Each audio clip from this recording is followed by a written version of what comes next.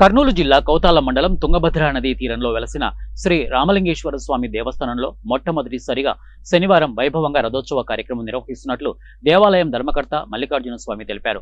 శుక్రవారం ఆయన మాట్లాడుతూ భక్తుల సహకారంతో సుమారు 36 లక్షల రూపాయల విరాళాలతో నూతనంగా రథాన్ని ఏర్పాటు చేయడం జరిగిందని అన్నారు.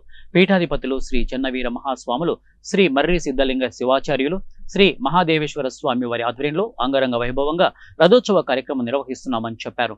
ఈ కార్యక్రమానికి ఆంధ్ర, కర్ణాటక నుండి భారీ సంఖ్యలో భక్తులు పాల్గొని పూజలు నిర్వహిస్తున్నారని చెప్పారు. ప్రతి సంవత్సరం ఒక బండికి ఉచ్చాయం నిర్మాణం చేసి ఉచ్చాయాన్ని లాగేటువంటి పరంపర ఈ గ్రామం యొక్క పెద్దలు, సద్భక్తులు అందరూ చేసుకుని వస్తున్నారు. కాకపోతే ఈసారి విశేషంగా చాలా అద్భుతమైనటువంటి చెక్కతో నిర్మాణం చేసినటువంటి, అలాగే రాతి చక్రాలతో కూడినటువంటి రథోత్సవాన్ని నిర్మాణం చేసినాము. ఆ రథోత్సవం సుమారుగా 40 లక్షలు ఖర్చుతో చేయబడినటువంటి రథం.